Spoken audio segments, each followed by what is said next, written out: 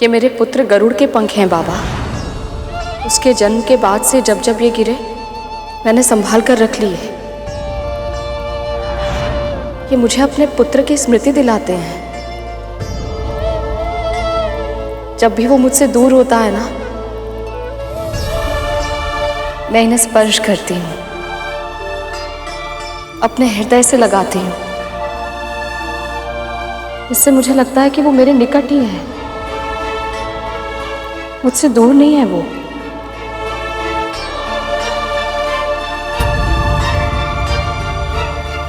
हो गया, मैं भी भावुक हो गया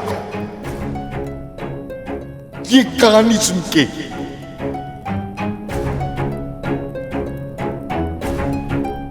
अब इन्हीं पंखों का आसन बना।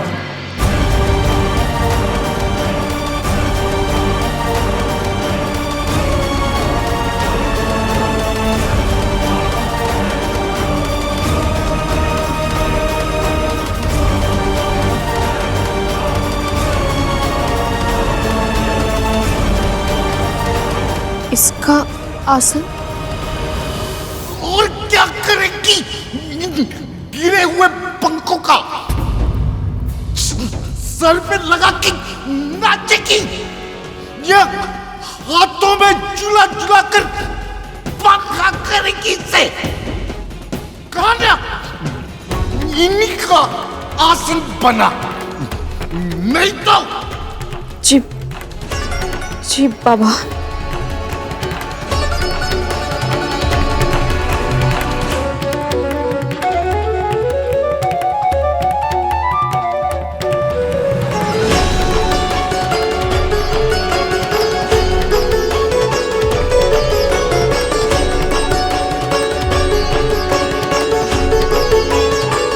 पता नहीं इस समय कहाँ होगा गरुड़ और क्या कर रहा होगा। प्रणाम माँ। कौन हो तुम और यहाँ कैसे आ गए? महर्षि कश्यप और महाविंता का पुत्र गरुड़ हूं मैं। प्रभु के दर्शन करने के बाद मैं आपके दर्शन किए बिना रह नहीं पाया।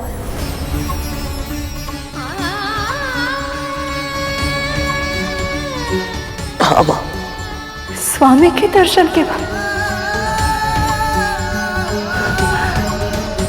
तुम उनसे भेंट करके आए हो अभी? कैसे है मेरे स्वामी? हाँ, कैसे है?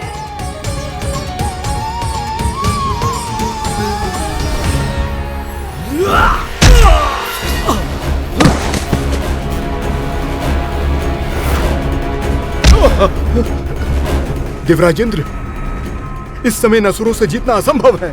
हाँ देवताओं, यदि अपने प्राण बचाने हैं तो भागो यहाँ से।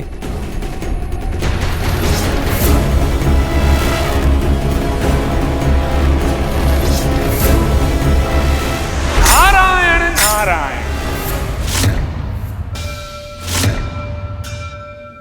प्रणाम स्वीकार करें मुनिवर।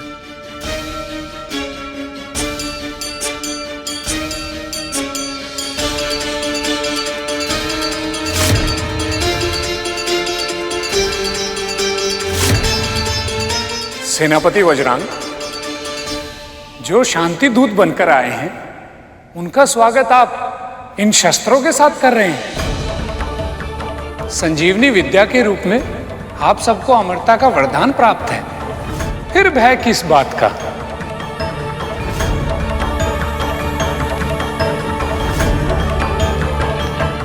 प्रणाम मुनिवर। क्षमा कीजिए, प्रवेश बदलकर छुपकर स्वर्ग में प्रवेश करने की चेष्टा कर रहे थे ये देवता।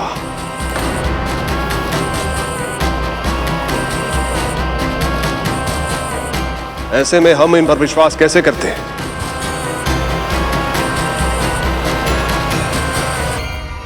और वैसे भी ये सब सदैव से छली करते आए। धोखा देने वाले भैरूपे का सत्कार नहीं किया जाता नारद। उनके लिए दंड ही उचित होता है। चाहे विरोधी ही क्यों ना हो, पूर्वाग्रह से ग्रस्त होकर बिना उनका पक्ष सुने कोई भी निर्णय लेना विवेकशील पुरुषों को शोभा नहीं देता। असुरराज, इंद्र से यहां आने का कारण तो पूछ लीजिए, फिर जैसा आपको उचित लगे दंड अवश्य दीजिएगा।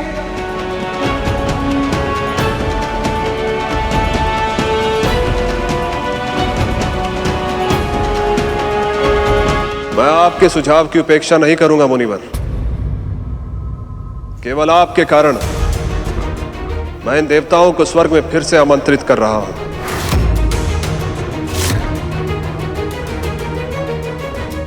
आइए आइए देवगण।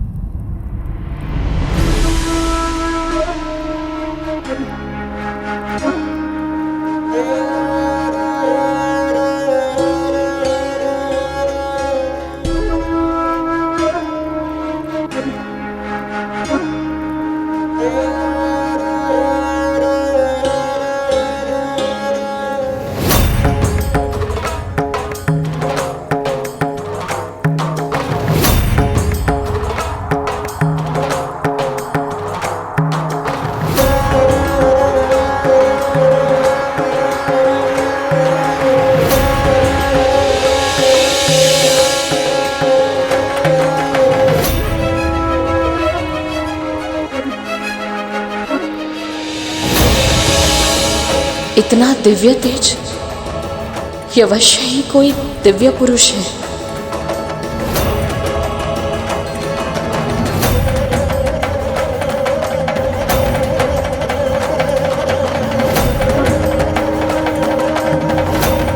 बाबा,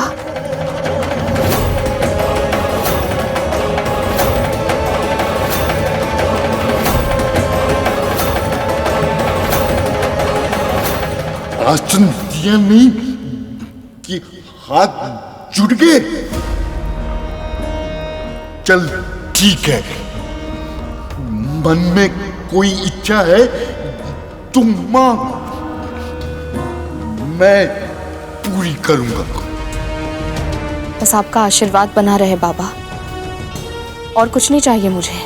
अरे अपने लिए नहीं तो अपने इस पुत्र के लिए मांग ले, जिसकी कोमल पैरों को तू अपने हृदय से लगा के समय बिताती है, उसके लिए मांग मांग। अपने पुत्र के लिए भी आपके आशीर्वाद के अतिरिक्त और कुछ नहीं चाहिए मुझे। बस वो इतना श्रम करे, इतना योग्य बने कि उसकी जो भी इच्छा हो वो स्वयं अर्जित कर पाए। करेगा, खूब श्रम करेगा, अपनी सारी इच्छाएं स्वयं पूर्ण करेगा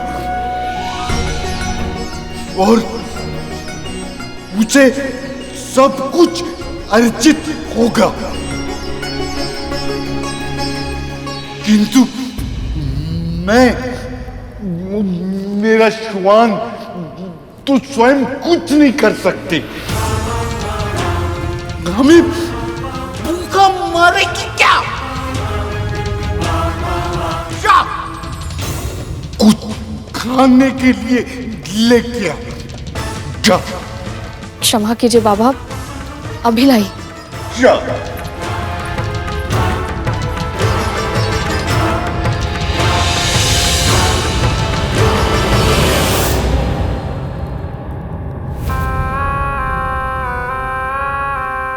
महाराज बलि, हम देवताओं को युद्ध में पराजित करके आप स्वर्गलोक के सिंहासन पर विराजमान तो हो गए, परंतु आपका अधिकार होने से पहले ही यहाँ के सभी रत्न, ऐश्वर्य, कल्प वृक्ष और अप्सराएं सब समुद्र में समा गए थे। महर्षि दुर्वासा का अपमान जो आपने किया था उसे कौन नहीं जानता। उनके श्राप के कारण ही स्वर्ग मुझे इस अवस्था में मिला। और इस तथ्य का विष्णु जी के संदेश के साथ क्या संबंध है?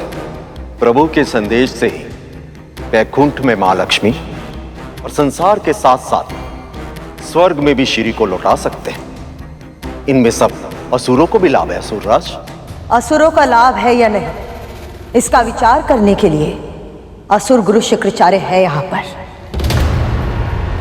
आप यहां वहां की बातें मत कीजिए, सीधे सीधे बताइए कि क्या संदेश लेकर आए हैं। क्षीर सागर का मंथन।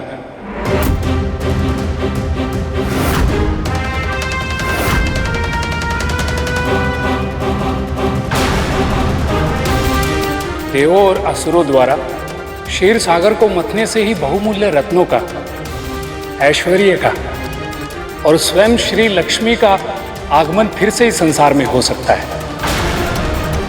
नारायण का कहना है यह अभूतपूर्व कार्य सभी प्रजातियों के सहयोग से ही संभव है। इसलिए समय आ गया है समस्त संसार के कल्याण के लिए एवं स्वर्ग के खोए हुए वैभव को पाने के लिए देव और दानव अपने बीच के मतभेदों को भुलाकर अपनी शत्रुता को समाप्त कर ले और आपस में संधि कर ले। असंभव! ये कैसे हो सकता है महाराज कि हम इनसे संधि कर लें?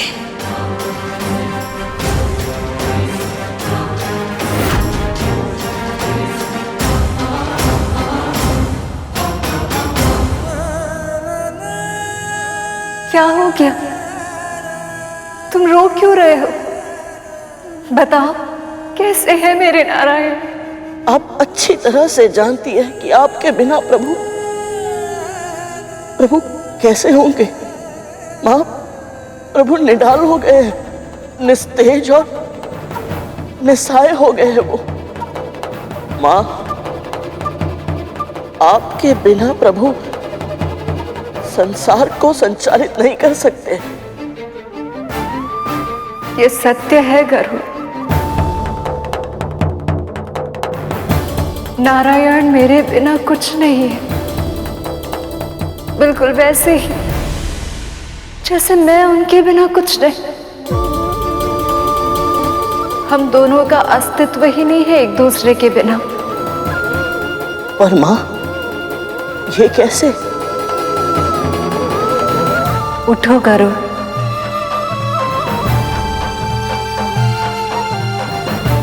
अपना हाथ आगे करो।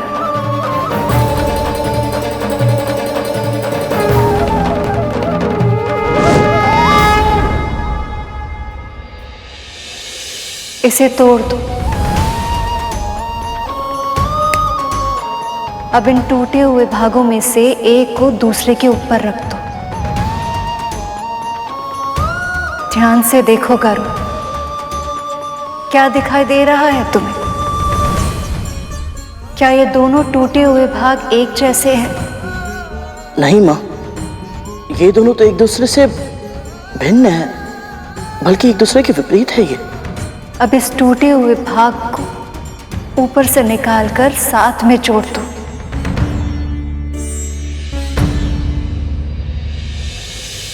अब देखकर बताओ।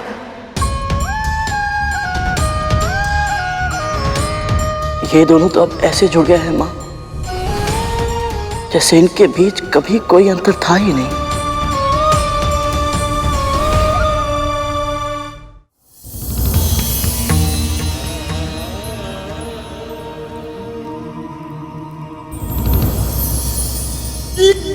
क्या है?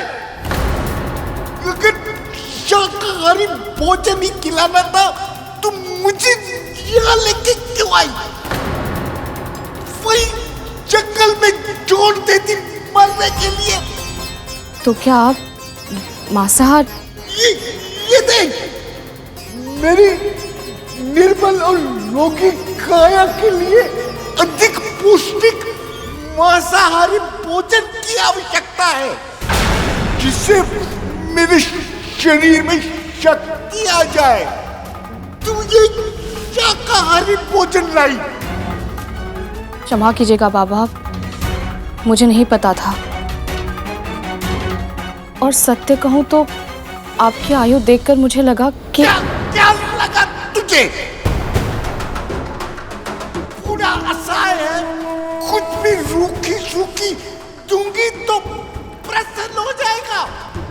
मैं तुम जैसी स्त्री को अच्छे से जानता हूं, सब कुछ जानते हुए भी अनभिज्ञ होने का स्वांग रचती है। जा, मेरे श्वान को खाना खिला।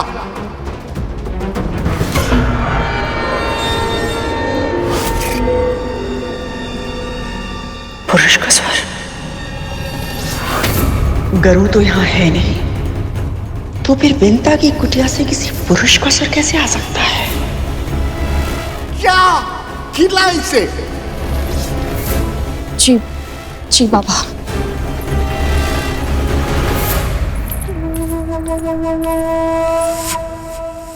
कितनी दुर्गंध थी वहां।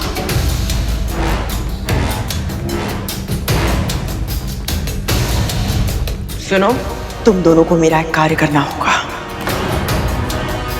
तुम दोनों को विंता की कुटिया में जाना होगा और उन पर अपनी पैनी दृष्टि रखनी होगी। सिर्फ इतना पता करो कि वहां आया कौन है। जी मां। जाओ।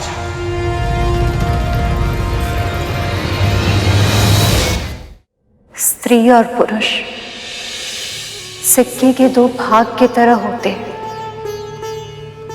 एक समान नहीं होते। जो एक की दुर्बलता होती है वो दूसरे की शक्ति होती है, और जब दूसरा दुर्बल होता है तब उसे अपने साथी के बल की आवश्यकता पड़ती है। केवल शारीरिक रूप से नहीं, मानसिक और भावनात्मक रूप से दोनों की शक्तियां और विशेषताएं भिन्न भिन्न होती हैं। जब स्त्री और पुरुष विवाह के पवित्र सूत्र में बंध जाते हैं तब वो दोनों एक दूसरे को पूरा करते हैं। वैसे ही मैं और नारायण एक दूसरे की कमियों को पूरा करते हैं। वो अर्थ है तो मैं भाषा, वो शास्त्र है तो मैं शस्त्र हूं, वो ज्ञान है तो मैं विवेक हूं, वो स्वभाव है तो मैं सूत्र हूं। हम दोनों एक दूसरे के बिना अपूर्ण हैं।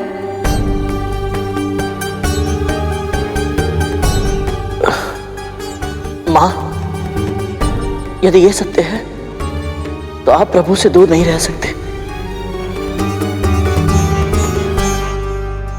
आप मेरी पीठ पर विराजमान हो जाइए मां। मैं क्षण भर में ही आपको विष्णु लोक ले चलूंगा। फिर चाहे उसके लिए मुझे प्राण दंड ही क्यों ना मिले।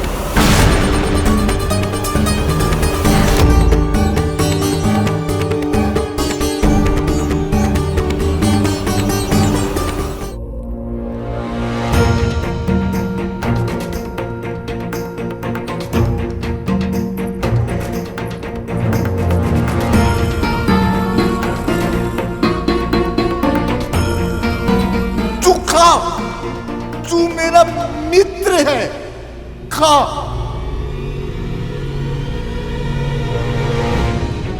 बाबा, मैं आपके लिए मांसाहार का प्रबंध कर दूंगी, पर अभी कुछ तो खा लीजिए।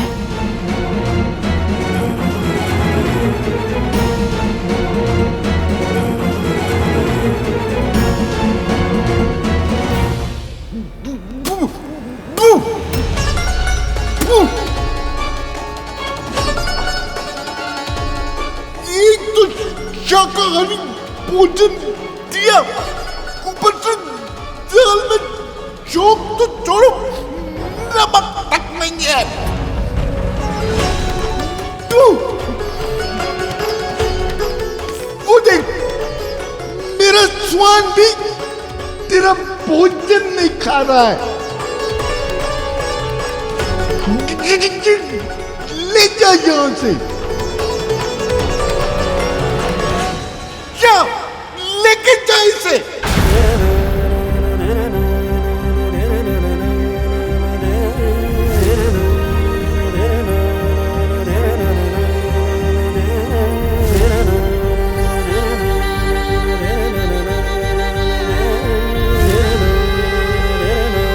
भोजन स्वाधीन बना दिया? इतनी बड़ी भूल कैसे हो गई मुझसे?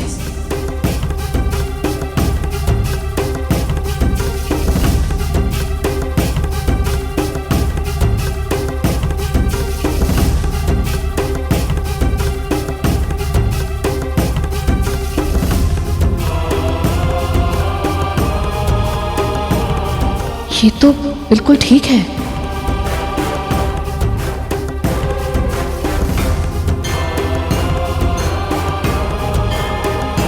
बाबा को मुझसे इतनी घृणा क्यों है? इन्हें प्रसन्न करने के लिए और क्या करूं मैं? विंता माँ की समस्या तो और भी अधिक गंभीर हो गई है प्रभु। अपनी सुध बुध भूल कर वो इन बाबा की कितनी सेवा कर रही हैं, पर ये तो उन्हें प्रताड़ित ही किए जा रहे हैं। और अब इनके कारण कद्रू माँ भी विंता माँ को दंड देगी। मुझे तो ये समझ नहीं आ रहा कि विंता माँ इन्हें सह क्यों रही है। उन्होंने इतनी सहायता की इनकी, पर ये तो कृतज्ञ भी नहीं है। ये कृतज्ञ नहीं है, इसका अर्थ ये तो नहीं कि किसी को भी इनकी सहायता नहीं करनी चाहिए। देवी विंता अपने पुत्र को परोपकार के संस्कार दे रही हैं, तो उन संस्कारों के मार्ग पर उन्हें स्वयं भी तो चलना होगा। धर्म का पालन अपनी सुविधा अनुरूप नहीं किया जा सकता शेष। धर्म का नियम सबके लिए समान होता है गरुड़। यदि स्वयं भगवान इन नियमों का पालन नहीं करेंगे तो संसार से उनके पालन की आशा कैसे कर सकते हैं?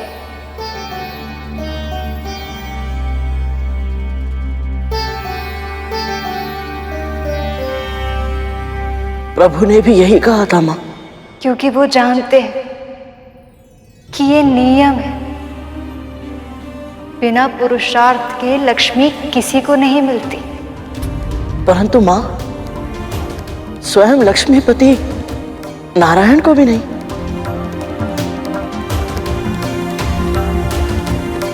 सबको लगता है कि मैं नारायण के पांव दबाती हूँ, उनकी सेवा करती हूँ, लेकिन ये कोई नहीं जानता कि मुझे सदैव अपने साथ रखने के लिए वे कितने पुरुषार्थ करते हैं।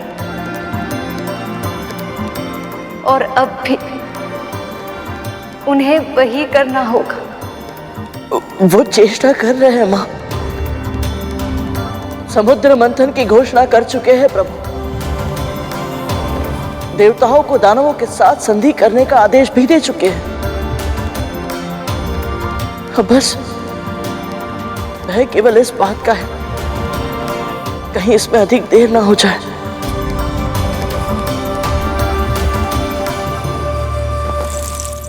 सत्य कह रहे हो तुम दोनों? हाँ माँ, हमने अपनी आंखों से देखा। गरुड़ के पंख से बने आसन पर बैठा था वो। माँ, बुड्ढा है तो बहुत ही दुर्बल और दुर्गंध से एकदम भरपूर, पर विमाता विंता को बहुत यातनाएं दे रहा है। विमाता भी बहुत विचित्र है, सब कुछ चुपचाप सहे जा रही थी।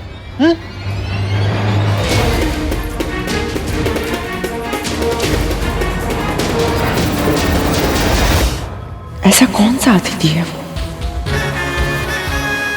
जिसके बारे में विंता ने मुझसे आज्ञा भी नहीं ली और सत्य भी छुपा लिया?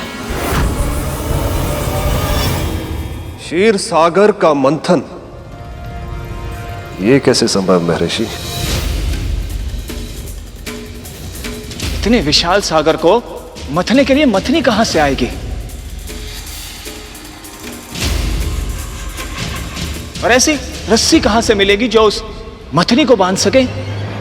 इन प्रश्नों के उत्तर तो हमारे पास भी नहीं है। अभी प्रभु विष्णु ने केवल इतना आदेश दिया है कि हम सब यहां मिलकर संधि वार्ता करें।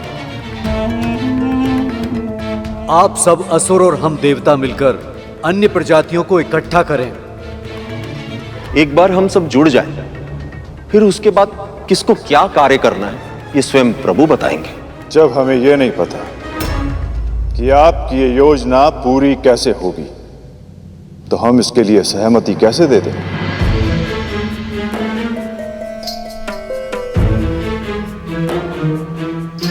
महाराज बलि, यदि आपकी इच्छा हो तो मैं अपनी तपस्या से स्वर्ग का वैभव पुनः प्रकट कर सकता हूं,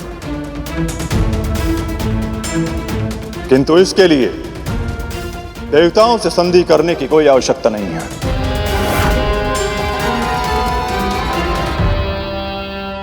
क्षीर सागर बहुत गहरा है गुरुदेव,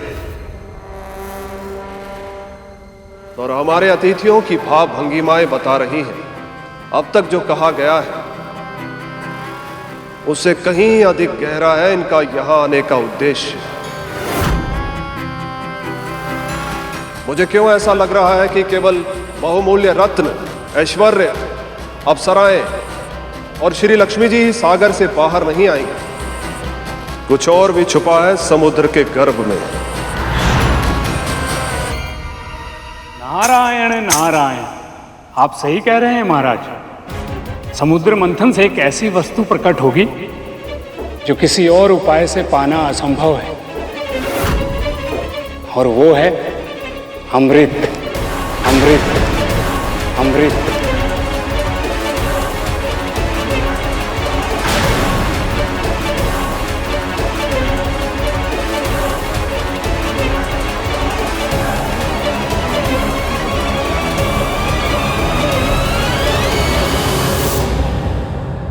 प्रभु, अब तो मुनिवर ने अमृत का लोभ भी दे दिया है। अब तो असुरों को मंथन करना ही पड़ेगा। अमृत का लोभ असुरों को संधि करने के लिए उत्साहित तो कर सकता है, पर हो सकता है कि यह पर्याप्त ना हो। वो कैसे प्रभु? यदि एक बार असुरों ने समुद्र मंथन के इस विराट कार्य में भाग लेने का वचन दे दिया, तो इस कार्य में कितनी भी कठिनाइयां क्यों ना आ जाए, वे अपने वचन पर अंत तक दृढ़ रहेंगे। क्योंकि यदि ये मंथन बीच में रुक गया तो प्रलय भी आ सकती है, फिर देवी लक्ष्मी कभी लौटकर वापस नहीं आएंगी, सृष्टि का संतुलन पूरी तरह से बिगड़ जाएगा। और यदि ऐसा हुआ तो सब नष्ट हो जाएगा, सब।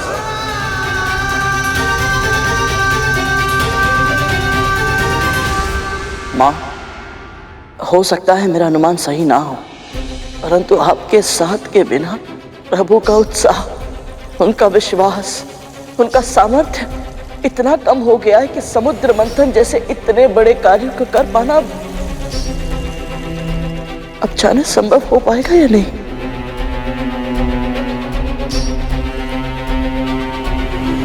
प्रभु को आपकी सहायता की आवश्यकता है मां। मां, यदि आप अभी मेरे साथ विष्णुलोक नहीं चल सकती तो कुछ ऐसा कीजिए ना जिससे प्रभु को आपके साथ होने का आभास हो। स्वामी से दूर रहकर भी उन्हें अपनी शक्ति दे पाऊं, ऐसे कैसे कर सकती हूं मैं?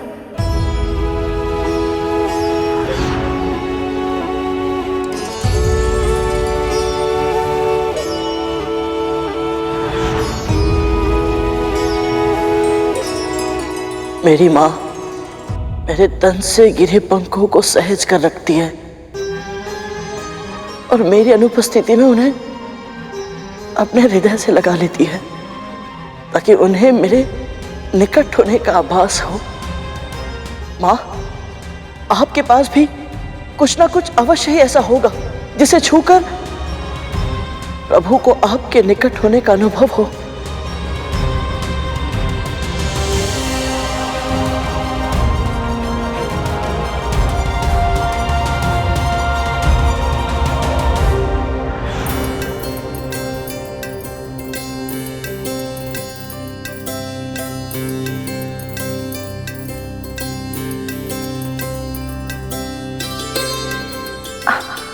स्वामी क्या कर रहे हैं आप?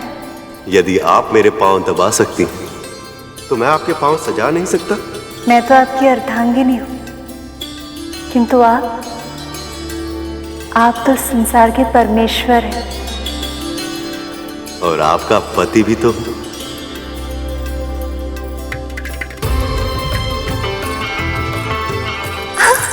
अरे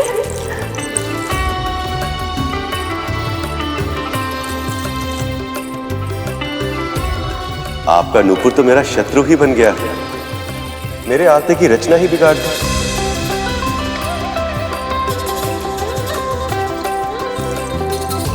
नहीं स्वामी, ये मेरे सुहाग का चिन्ह है। और आपका सुहाग मैं ही हूं। अवश्य, किंतु इसका ये अर्थ नहीं कि मैं इसे उतारने दूंगी आपको।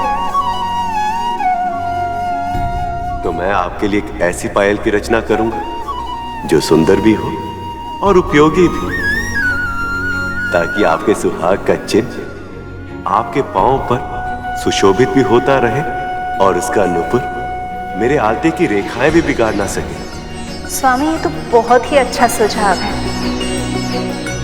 स्वामी, मैं तो कहती हूँ क्यों ना हम दोनों ही एक एक पायल की रचना करें। देख तो ले कि हम दोनों की सोच एक दूसरे के समान है भी या नहीं।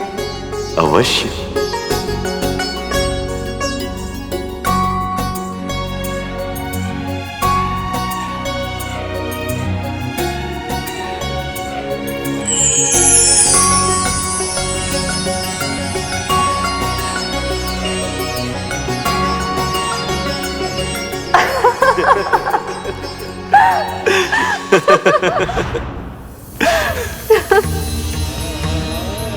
क्या हुआ माँ? कुछ नहीं, बस ऐसे ही अतीत के हास परिहास की कई बातें पहले आंखों में अश्रु ले आती और फिर मुख में मुस्कुराहट।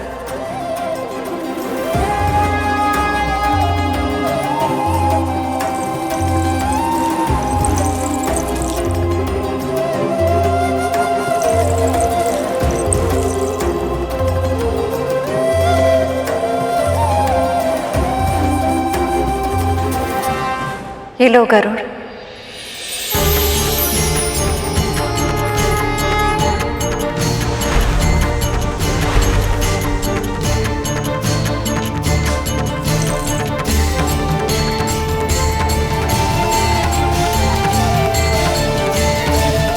जब मैं इसे लेकर प्रभु के पास पहुंचूंगा तो वो कितने प्रसन्न हो जाएंगे। निर्जीव होते हुए भी पायल उनके अधरों पर आशा का, आंखों में भविष्य की झांकी का और हृदय में संकल्प का संचार करने की। उनका मन विश्वास से भर उठेगा और उनका आत्मबल और भी प्रखर हो जाएगा। हे परमपिता, मुझे अपनी सेवा करने की शक्ति दीजिए। स्वामी को मेरे ये पायल दे देना, ये उन्हें स्मरण दिलाएगी कि हम चाहे कितने भी दूर क्यों ना हो, किंतु हमारी विचार शक्ति, हमारी कल्पना, हमारी पीड़ा ये सदैव ही एक समान रहेगी। माँ, आपको ऐसे अकेले छोड़कर जाने का मन नहीं कर रहा। मुझे अकेले छोड़कर कहाँ जा रहे हो पुत्र? आशा देकर जा रहे हो कि मेरी यह विरह शीघ्र ही समाप्त होगी।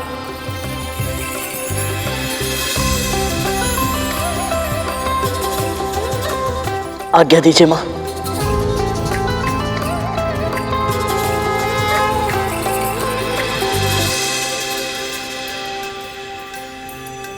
समस्याएं कितने भी कठिन क्यों ना हो,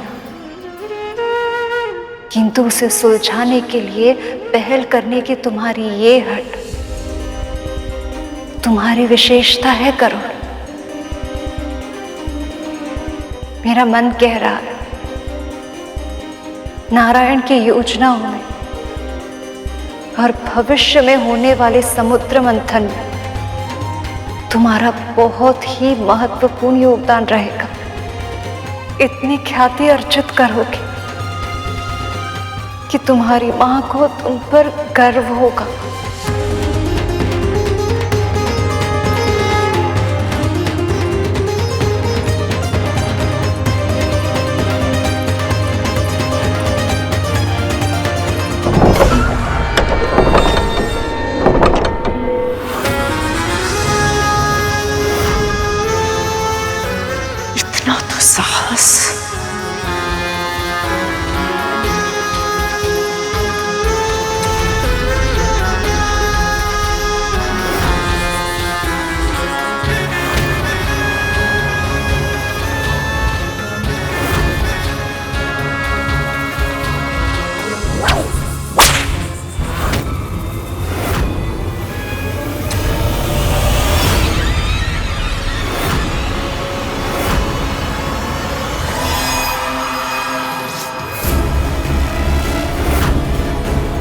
ये कोड़ा अचानक कैसे रुक गया?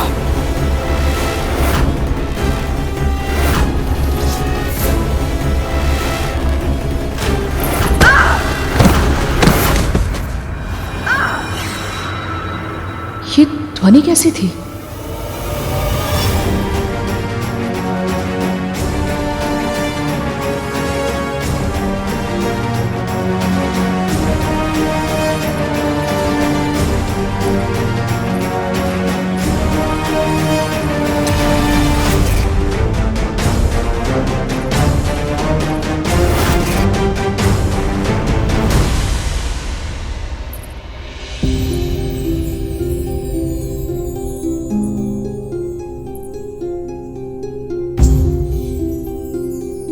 आपका बहुत बहुत धन्यवाद प्रभु। मेरी कुटिया इन वृद्ध बाबा के विश्राम का साधन बन पाई। मेरी उत्सुकता को क्षमा कीजिए प्रभु, परंतु मैं समझ नहीं पा रहा हूं ये वृद्ध है कौन और चाहते क्या है। जब ये विंता मां को इतना भला बुरा कहते हैं तो लगता है जैसे कोई असुर है जो उनके जीवन को और भी कठिन बनाने आए हैं। और जब मैं इन्हें कद्रुमा के साथ ऐसा व्यवहार करते हुए देखता हूं तो लगता है जैसे ये कोई समस्या नहीं है, ये तो स्वयं समाधान है। यही तो ऐसे व्यक्तियों की विशेषता होती है शेष। इनके व्यक्तित्व के भीतर झांक पाना आसान नहीं होता। ये वो पारखी होते हैं जो श्रद्धा और धैर्य की असली परीक्षा लेते हैं। धैर्य की परीक्षा तो मेरी भी हो रही है प्रभु।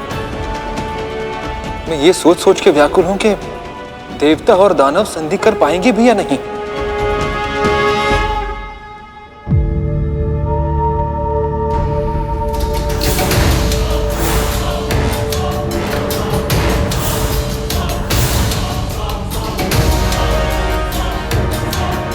अमृत का लोभ इन असुरों की आंखों में स्पष्ट रूप से दिखाई दे रहा है देवराज इंद्र।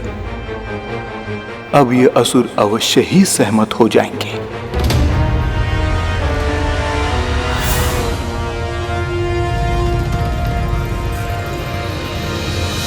हम इससे सहमत नहीं हैं। हम इससे सहमत नहीं हैं। हम इससे सहमत नहीं हैं। ये क्या हो गया प्रभु? यदि असुरों ने देवताओं की सहायता नहीं की तो ये समुद्र मंथन नहीं हो पाएगा। और यदि ये मंथन नहीं हुआ तो क्या महालक्ष्मी और आपके दर्शन एकत्र कभी नहीं हो पाएंगे। गुरुदेव, देवता हमें अमृत का लोभ दे रहे हैं। महाराज बलि, इनके लोभ के जाल में मत फंसिए। ये देवता हमारे पास इसलिए आए हैं क्योंकि इन्हें समुद्र मंथन के लिए असुरों की अपार शक्ति की आवश्यकता है। किंतु जब समय आएगा तो अमृत की एक बूंद भी असुरों को नहीं मिलेगी। ऐसा नहीं होगा महर्षि। समुद्र मंथन के शुभ कार्य में जो भी प्रजातियां भाग लेंगी उन सबके बीच में समुद्र के गर्भ में जो चीज भी प्रकट होगी वो सब बराबर मात्रा में बांटी जाएगी।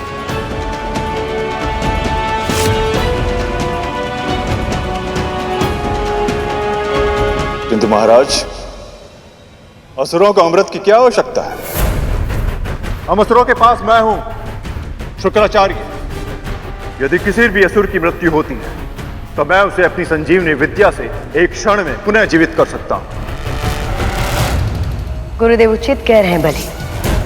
विष्णु की माया से असुरों का हित हो, ऐसा संभव नहीं। मैं तो कहती इसी क्षण इन देवताओं को यहां से भेज दो।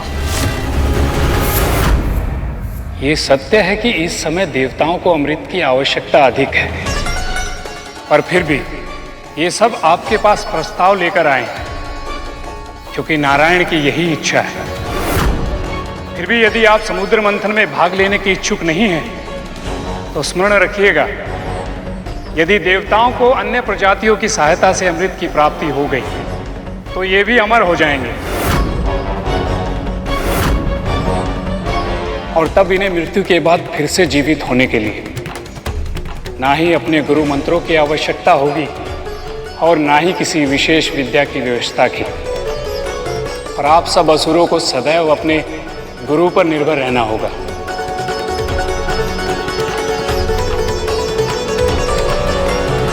विचार कीजिए असुरराज, तब क्या होगा जब गुरु शुक्राचार्य आपके निकट नहीं होंगे, जब ये कहीं तपस्या के लिए दूर निकल जाएं और कोई पक्षी गजासुर और सिंह मुखम जैसे विकट असुरों को जीवित ही निकल जाए।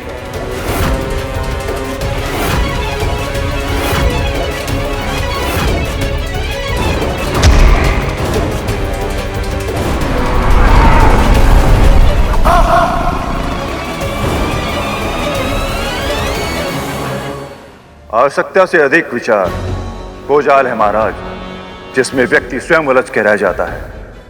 ये षड्यंत्र है, पहचानिए इसे। नारद मुनि संसार के सर्वश्रेष्ठ वक्ताओं में से एक हैं। इनके शब्दों के प्रभाव में मत आइए।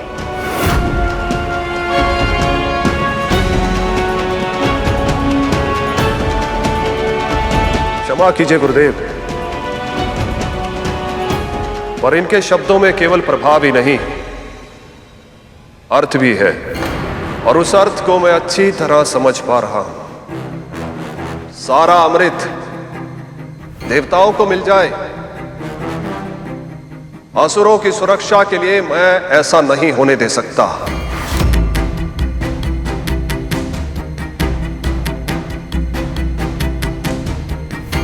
यदि समुद्र मंथन ही एकमात्र उपाय है जिसके माध्यम से असुरों को अमृत का अंश मिल सकता है, तो यही सही है।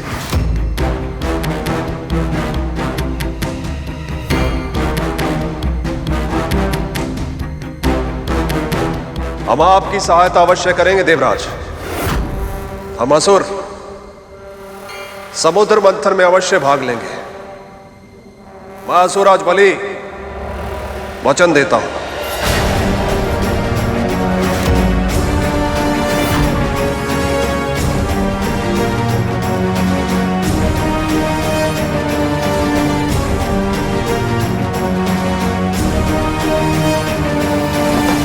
तो मैं देवराज इंद्र भी आपको वचन देता हूं असुरराज, कि जब तक ये शुभ कार्य संपन्न नहीं हो जाता, तब तक हम सारे देव अपने मन में असुरों के लिए कोई भी द्वेष नहीं रखेंगे और आप सबको पूर्ण सहयोग भी प्रदान करेंगे।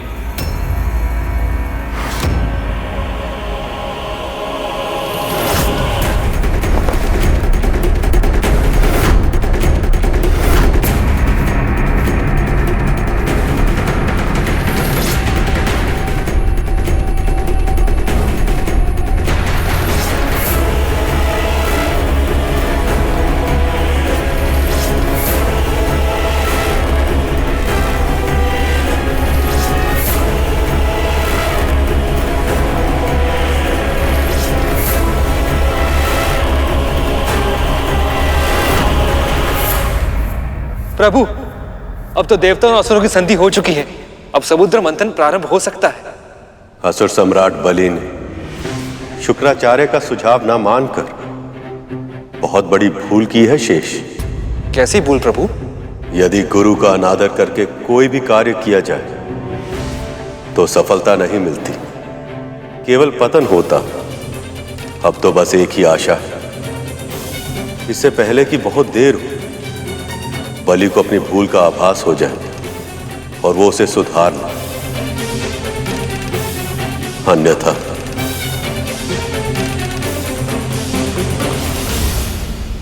अभी तक तो मां ने उस बुढ़े को चाबुक मार मार कर भागने पर विवश कर दिया होगा।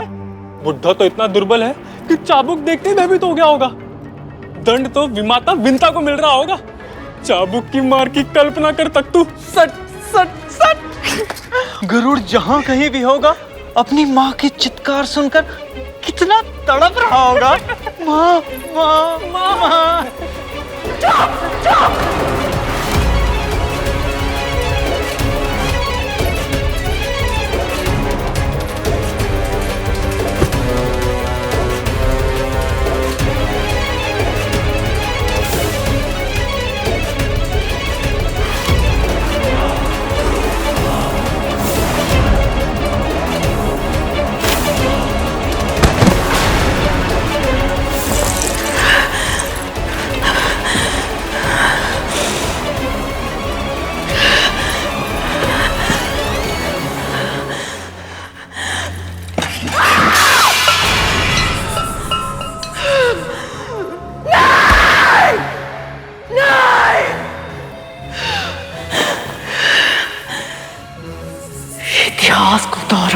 नहीं दूंगी मैं। चिंता फिर से मुझे मूर्ख बना दे और मैं देखती रह जाऊं। नहीं, अब ऐसा नहीं होगा, बिल्कुल भी नहीं। भले ही तुमने मुझसे छुपाया है कि वो पूरा कौन है, मैं जान कर रहूंगी वो क्या कर रहा है। प्रभु, अब जब संधि हो गई है तो आपकी योजना का अगला पड़ाव क्या होगा? गरुड़? गरुड़ कहाँ है? जी प्रभु, वो क्या छुपा रहे हो तुम शेष? क्षमा कीजिए प्रभु, मैंने उसे मना भी किया था, परंतु वो ठान चुका था। क्या करने से मना किया था शेष? और गरुड़ कहाँ है?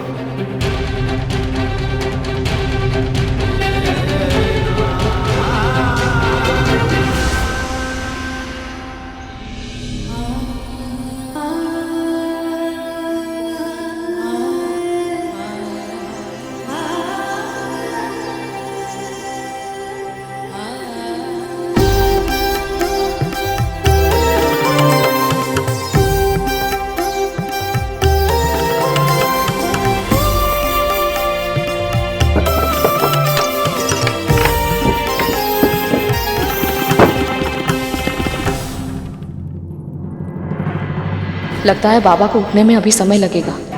तब तक मैं महल के सारे कार्य समाप्त कर लेती हूँ। फिर उनके लिए चंदन और पुष्पों का लेप बना दूंगी ताकि उनके तन से आने वाली गंध थोड़ी कम हो जाए।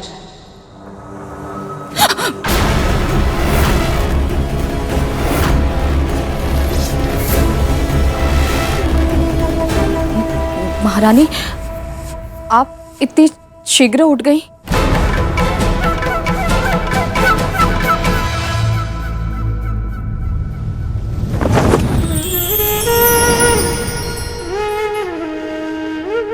गरुड़, कहाँ गए थे तुम? क्षमा कीजिए प्रभु, मैंने आपकी इच्छा के विपरीत कार्य किया है, परंतु मुझे करना पड़ा प्रभु।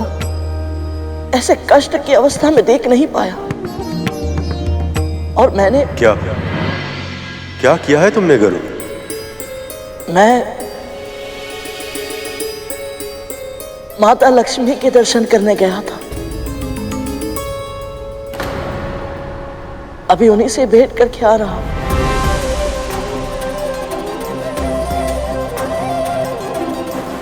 ये तुमने क्या किया गरुड़? क्यों तोड़े तुमने मेरे बनाए हुए नियम? क्यों गए तुम देवी लक्ष्मी से भेंट करने? क्या सोचा था तुमने कि ये सब सुनकर मुझे प्रसन्नता होगी? तुम्हें पता कि विरह की सबसे अधिक पीड़ा कब होती है? जब प्रिय और प्रेम एक दूसरे से दूर हो रहे हैं, तब नहीं। जब दोनों एक दूसरे से दूर रहने के लिए विवश हो, तब भी नहीं। विरह की पीड़ा असहनीय तब होती जब विरह की समय सीमा समाप्त होने के बाद मिलन के लिए दोनों एक दूसरे के पास लौट रहे, जब पग आगे नहीं बढ़ पाते और हृदय और भी तीव्र गति से धड़कने लगता। गरुड़, अभी तो केवल देवों और दानवों के बीच में संधि हुई। समुद्र मंथन के लिए कितना कुछ करना शेष है, न जाने उस सब में कितना समय लग जाएगा। और तुमने अभी से देवी लक्ष्मी को सूचित कर दिया, उनकी आशाएं कितनी बढ़ चुकी होंगी। उन्होंने शीघ्र ही वैकुंठ लौटने का स्वप्न संजो लिया होगा। ऐसे में यदि किसी भी कारण से मैं अपने लक्ष्य में असफल रहा, तो इनका हृदय चकनाचूर हो जाएगा। तब मैं क्या करूंगा गरुड़? कैसे संभालूंगा मैं स्वयं को? तुम्हें आभास भी है तुमने कितनी बड़ी मूर्खता की है गरुड़। हाँ भैया, मैं जानता हूं मैंने बहुत बड़ी मूर्खता की है, पर यदि मेरी इस मूर्खता से मैंने अपने परम पिता का संदेश मां तक और मां का संदेश परम पिता तक पहुंचा पाया, मैं ये मूर्खता बार बार करूंगा। लक्ष्मी का संदेश?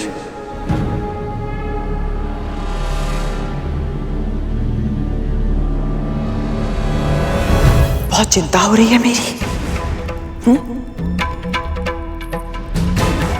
अधिक स्वांग करने की आवश्यकता नहीं है तुझे,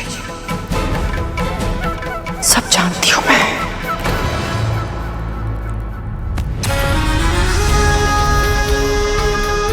तुझे क्या लगता है तू मेरे विरुद्ध षड्यंत्र करेगी, मेरे विरुद्ध योजना बनाएगी? योजना? षड्यंत्र? ये आप क्या कह रही हैं महाराज? कौन है वो? कौन है वो मायावी जिसे तूने अपनी कुटिया के अंदर छुपा के रखा है?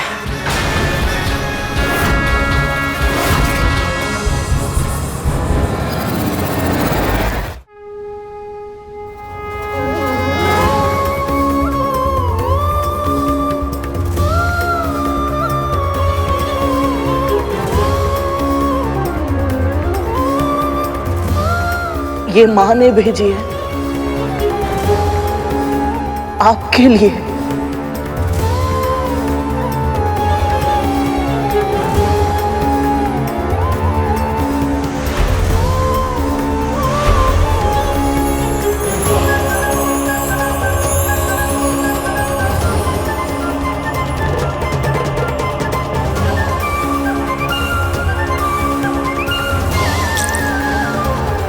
स्वामी, मैं तो कहती हूँ क्यों ना हम दोनों ही एक एक पायल की रचना करें। देख तो ले कि हम दोनों की सोच एक दूसरे के समान है भी या नहीं।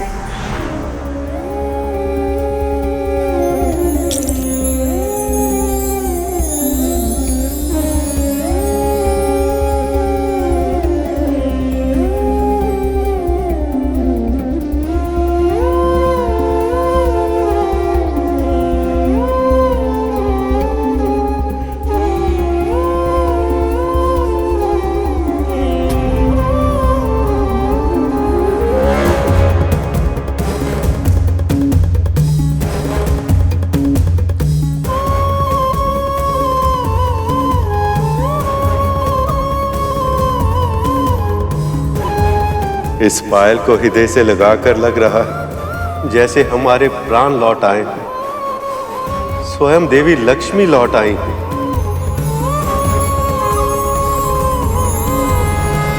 मायावी? नहीं महारानी, वो बस एक असहाय रोगी है। असहाय?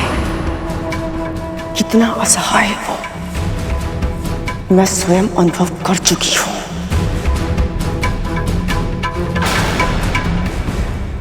तूने साहस भी कैसे किया? मेरी बिना आज्ञा के तू एक मार्ग के भिक्षुक को मेरे महल के अंदर लाके बिठा देगी? इसीलिए उस दिन तू मुझे कथा सुना रही थी ना, क्योंकि तुझे झूठ बोलने की आज्ञा मिल जाए। मुझे क्षमा कर दीजिए।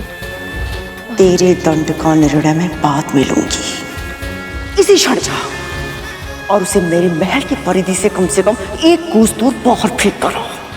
मैं बाबा को लौट जाने के लिए कैसे कहूँ? कहाँ जाएंगे वो? अपना ध्यान कैसे रखेंगे? मैं ऐसा नहीं कर सकती महारानी।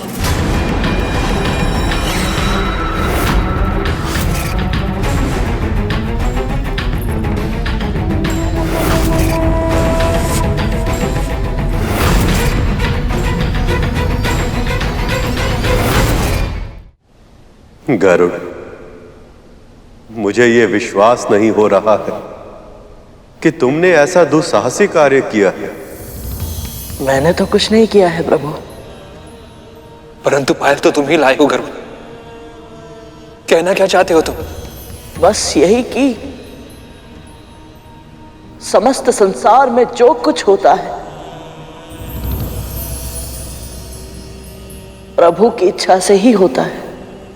कभी कभी नियम बनाने वाला अपने ही नियमों के जाल में उलझ जाता है, किंतु तुमने अपने हठ से, अपनी मूर्खता से असंभव को भी संभव कर दिया है गरुड़। तुमने मेरा नियम तोड़ा भी नहीं और प्रतीक के रूप में ही सही तुम मेरी प्रिया, मेरी लक्ष्मी को मेरे निकट ले आए। विरह में मेरी दशा ऐसी हो गई थी कि देवी लक्ष्मी के अतिरिक्त मैं कुछ और सोच ही नहीं पा रहा था। तुमने मुझे उस अवस्था से निकालकर मेरे भीतर उत्साह का संचार कर दिया है घर में। अब मैं वो भविष्य देख पा रहा हूं जिसमें शीघ्र ही वे मेरे साथ होंगे, मेरे निकट होंगे। प्रेम के इस छोटे से संदेश ने मुझ में इतनी प्रसन्नता, इतनी ऊर्जा भर दी है कि अचानक ही सब कुछ संभव लगने लगा है मुझे। सत्य तो यही कि आशा की वास्तविक आवश्यकता हमें ही थी और देवी लक्ष्मी से मिलकर वह आशा तुमने हमें दी है गरुड़। मैं तो केवल माध्यम हूं प्रभु, ये लीला तो आप दोनों की ही है। ये सब हमारी लीला है, ये कहकर तुम बच नहीं सकते। सत्य तो यही कि तुमने हमारी इच्छा के विरुद्ध कार्य किया और इसका दंड अब तुम्हें भोगना ही होगा।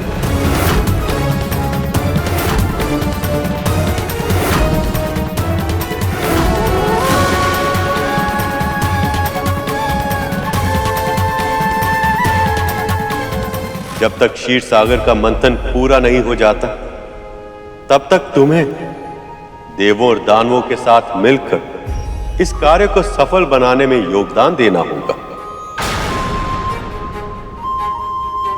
प्रभु, ये तो मेरे लिए सौभाग्य की बात होगी। नारायण नारायण। प्रभु, आपके मुख पर ये हर्ष की छाया देखकर मुझे बहुत प्रसन्नता हो रही है। पर ये केवल देवताओं और दानवों के संधि के कारण ही नहीं है, अवश्य ही इसके पीछे कुछ और भी कारण है। नारायण नारायण। आपने सत्य कहा देव ऋषि। मेरे हर्ष का, मेरे मुख पर छाई हुई इस मुस्कुराहट का कारण है देवी लक्ष्मी द्वारा दिया गया यह स्मरण चिन्ह।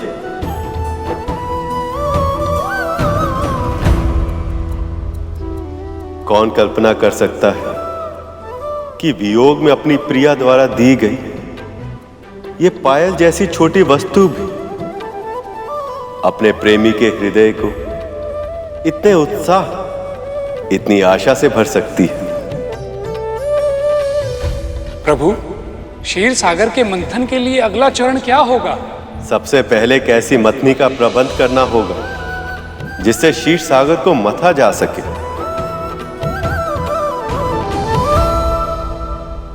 पर प्रभु, इस कार्य के लिए तो बहुत ही विशाल और शक्तिशाली मथनी की आवश्यकता होगी, परंतु ऐसी मथनी मिलेगी कहां?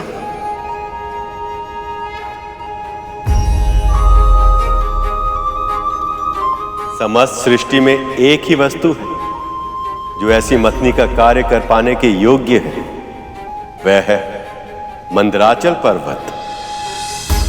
मंदराचल पर्वत?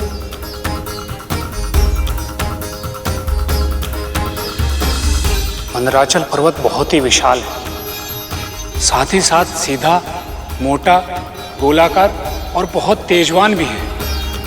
क्षीर सागर को मथने के लिए इससे अच्छी मथनी मिलना असंभव है। तब तो हमें इसी क्षण उन्हें यहाँ ले आना चाहिए मुनिवर।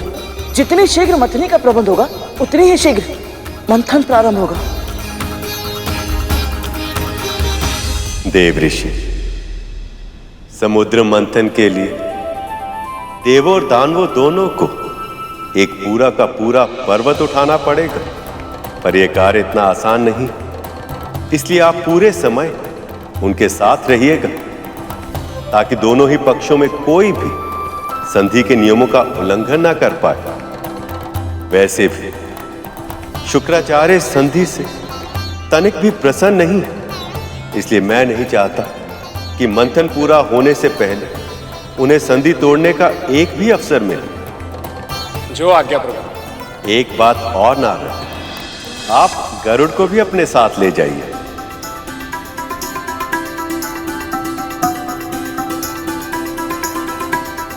प्रभु, इसमें मैं क्या योगदान दे पाऊंगा? जो कार्य करने की इच्छा रखता है वह चाहे तो इतने बड़े अनुष्ठान में अपने लिए कोई ना कोई कार्य तो ढूंढ ही सकता है। गरुड़, जो आज्ञा प्रभु।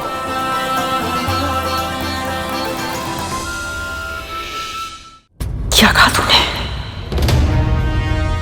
अतिथि देवो भवः, ये तो आप भी जानती हैं ना।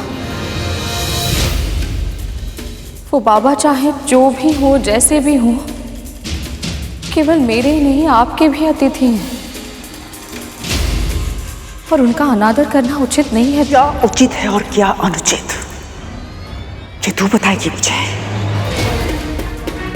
तू जो षड्यंत्र कर रही है ना, तो सब जानती हूं मैं विद्या।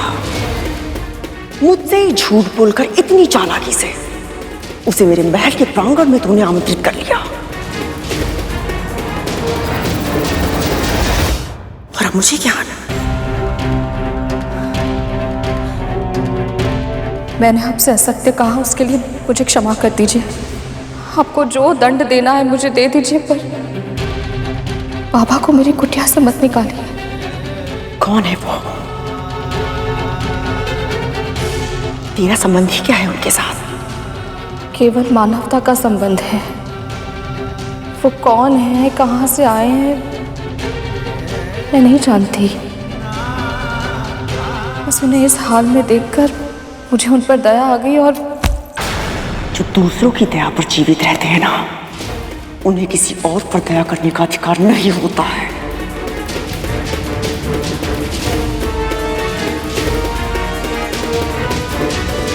अदिति दीदी तेरे पुत्र को अपने साथ क्या लेकर गई?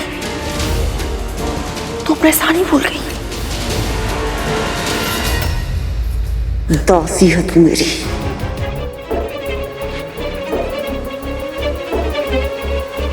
दासी।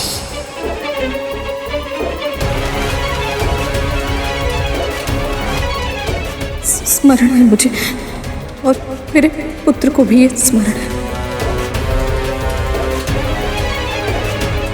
पर उन बाबा को जाने के लिए नहीं कह सकती मैं।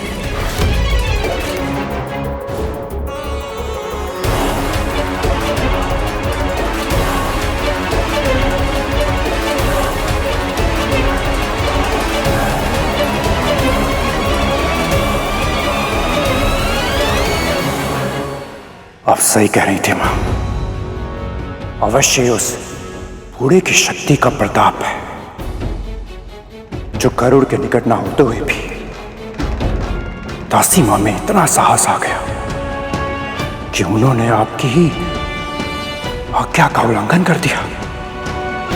पर आप चिंता ना करें मां, हम उस दुर्गंध के ढेर उस बुढ़े भिखारी को एक क्षण में इस महल से बाहर फेंक देंगे। समस्त सृष्टि में एक ही वस्तु है जो ऐसी मतनी का कार्य कर पाने के योग्य है, वह है मंदराचल पर्वत।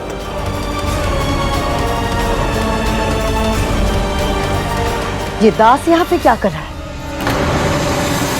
यह जो भी उपस्थित है प्रभु विष्णु की इच्छा से उपस्थित है, और उनकी इच्छा पर प्रश्न करने का अधिकार किसी को भी नहीं है। नारायण नारायण, लक्ष्य विराट है और कठिन भी है, इसलिए हम सबको अपना ध्यान मंदराचल पर्वत पर केंद्रित करना चाहिए। मंदराचल, मैं असुरराज स्वर्गाधिपति बलि तेरा आवाहन करता हूं। प्रकट हो, प्रकट हो, प्रकट हो, प्रकट हो।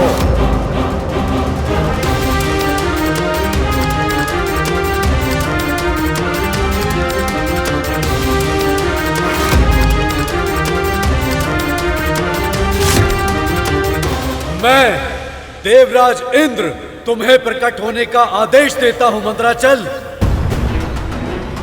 आदेश का अविलंब पालन हो, आदेश का अविलंब पालन हो, आदेश का अविलंब पालन हो।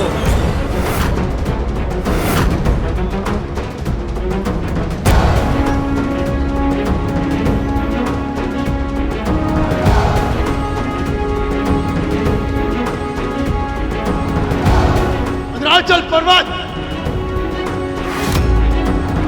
सभी देवता और असुर, असुरों की माता तिथि और देवताओं की माता अदिति, गुरु बृहस्पति और स्वयं मुनि नारद तुझे बुला रहे हैं। प्रकट हो, प्रकट हो, प्रकट हो, प्रकट हो, प्रकट हो, प्रकट हो।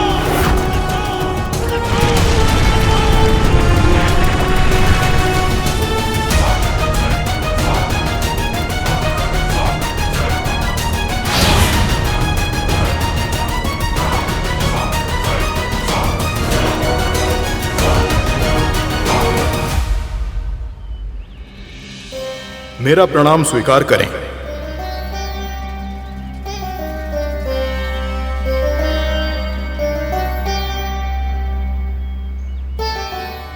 आप सब यहां एक साथ, पर इस कृपा का कारण जानने के लिए मैं उत्सुक हूं। संसार में श्री को वापस लाने के लिए प्रभु विष्णु ने क्षीर सागर के मंथन का विचार किया है, और इससे देवों और दानवों साथ ही अन्य प्राणियों का भी कल्याण होगा। इस कार्य में हमें आपके सहयोग की आवश्यकता है मंदराचल। हम चाहते हैं कि आप वो मथनी बने जिसकी सहायता से इस विशाल सागर को मथा जा सके। सच कहूं तो प्रभु विष्णु की सेवा करना तो किसी का भी सौभाग्य होगा, और क्षीर सागर का मंथन करना तो अति दुर्लभ अवसर है, जो हम पर्वतों के लंबे जीवन काल में भी पहली बार आया है। परंतु मैं क्षमा चाहता हूं, मैं चाहकर भी आप सबकी सहायता नहीं कर सकता।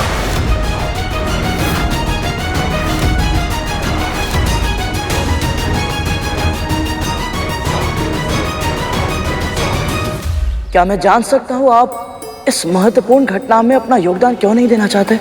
मैं अपना योगदान देना चाहता हूं, परंतु चाहकर भी ऐसा नहीं कर सकता, क्योंकि अब पहले की तरह मेरे पंख नहीं हैं, और बिना पंखों के मैं अचल हो गया हूं, कहीं आने जाने में असमर्थ हूं, और एक ही स्थान पर रहने के लिए विवश हूं। तो क्या पर्वतों के भी पंख हुआ करते थे? हाँ गरुड़, ये बहुत समय पहले की बात है। केवल मंदराचल पर्वत ही नहीं, सभी पर्वतों के पंख हुआ करते थे, और जहां उनका मन चाहता वो वहां उड़ जाते थे। वो कहीं भी आने जाने के लिए स्वतंत्र थे। पर इतने भारी भरकम पर्वतों के अचानक उड़ान भरने से न केवल उन पर उगे हुए वृक्ष और भारी भारी शिलाएं टूटकर नीचे गिर जाती थी, अपितु उन पर्वतों की कंदराओं में रहने वाले साधु संतों की तपस्याएं भी भंग हो जाती थी। इतना ही नहीं, वो फिर से भूमि पर जब लौटते तो भयानक विनाश जन्म लेता, और उनके नीचे हर सजीव और निर्जीव वस्तु दबकर पूरी तरह नष्ट हो जाती थी। प्राणियों का बिना भय के जी पाना असंभव हो गया था। पृथ्वीवासियों का एक कष्ट देखकर स्वर्गाधिपति इंद्र से रहा नहीं गया, और उन्होंने सभी पर्वतों के पंख काट दिए। तब जो जहां गिरा सदैव के लिए वहीं स्थापित हो गया। इंद्र के उस असावधानी पूर्वक लिए गए निर्णय के कारण अब मथनी का प्रबंध नहीं हो पाएगा।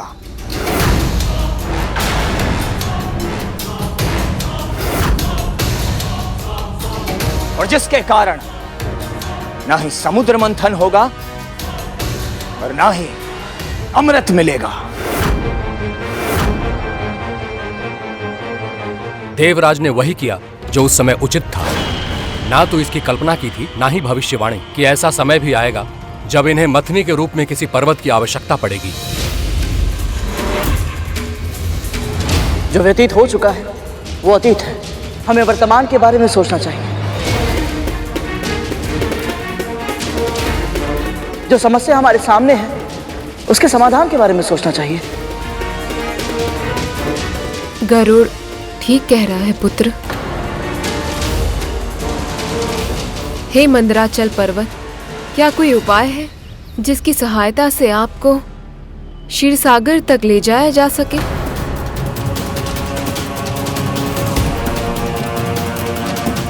एक उपाय है देव माता। देवगण और असुर दोनों ही प्रजातियां अपने अपने बल के लिए सुविख्यात हैं। यदि यहां पर उपस्थित कोई भी बलशाली मुझे उठा सके तो वो मुझे क्षीर सागर तक पहुंचा सकता है।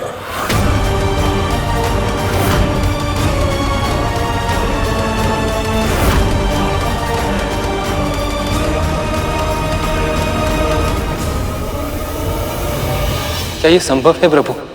चाहे वो कोई भी प्राणी हो, मानव, दानव या देवता ही क्यों ना हो, पूरा का पूरा पर्वत वो कैसे उठा सकता है? मंदराचल को उठाना तो केवल एक प्रतीक है शेष। ऐसे कार्य का जो पहली दृष्टि में असंभव लगता है, किंतु प्राणी यदि आरंभ में ही ये सोच ले कि वह कार्य नहीं कर पाए तो वह कार्य कभी संपन्न नहीं हो सकता।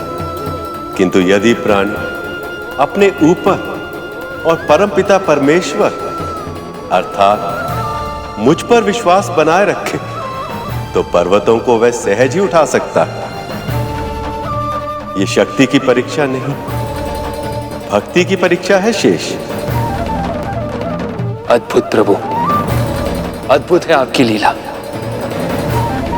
अब तो मैं ये जानने के लिए और भी आतुर हो गया कि आगे क्या होगा। असंभव है ये, अवश्य ही विष्णु का षड्यंत्र है। हमारी दृष्टि में हमें दुर्बल सिद्ध करके हम असुरों का मनोबल कम करना चाहता है ये। प्रभु विष्णु तो मां लक्ष्मी के वियोग में वैसे ही व्याकुल है, भला वो ऐसा कैसे कर सकते हैं? सभी को कोई ना कोई कार्य असंभव लगता है और वो तब तक असंभव होता है जब तक कोई और उसे कर ना ले। मुझे विश्वास है महाराजा बलि मुझसे सहमत होंगे, क्योंकि कुछ ही समय पहले तक लगता था कि मृत प्राणियों को जीवित करना असंभव है, और फिर गुरु शुक्राचार्य ने संजीवनी विद्या की सिद्धि प्राप्त कर ली और सब कुछ बदल गया। नारद मुनि सही कह रहे मां। जब तक आपका आशीर्वाद हमारे साथ है, ऐसा कौन सा कार्य है जो असंभव है, जो हम असुर संभव नहीं बना सकते? यदि असुर नहीं कर पाए तो हम देवता अवश्य कर लेंगे।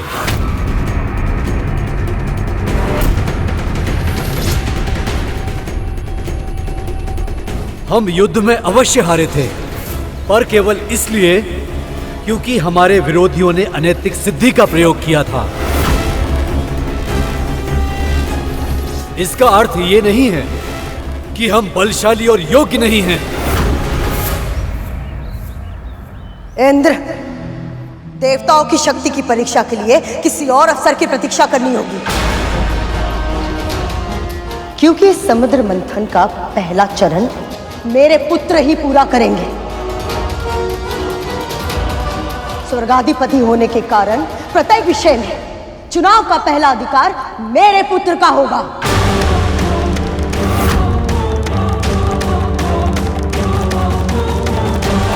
इतना बड़ा लक्ष्य सामने है और उस पर ध्यान केंद्रित करने के स्थान पर ये सब आपस में झगड़ा क्यों कर रहे हैं? अवश्य।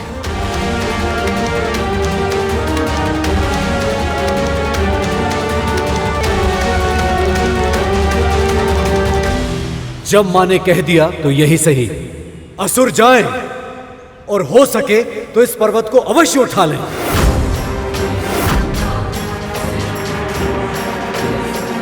देवता जानते हैं कि ये धर्म का कार्य है, प्रभु विष्णु के लिए बहुत आवश्यक है ये, तो फिर ये ऐसी मनोकामना क्यों कर रहे हैं कि असुर असफल हो जाए? आशीर्वाद दीजिए बाबा। सफल।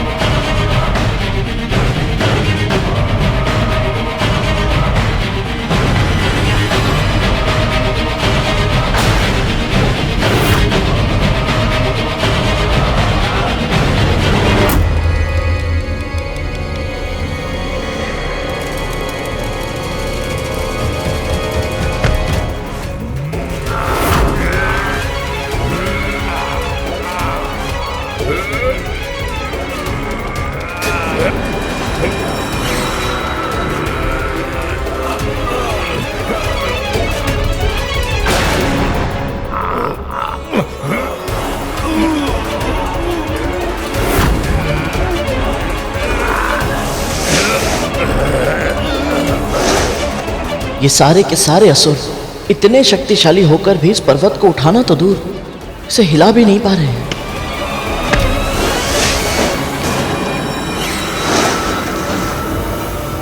जब थक जाए तो बता दीजिएगा असुरराज, हम स्वयं उठा लेंगे इस पर्वत को। जब थक जाए तो बता दीजिएगा असुरराज, हम स्वयं उठा लेंगे इस पर्वत को।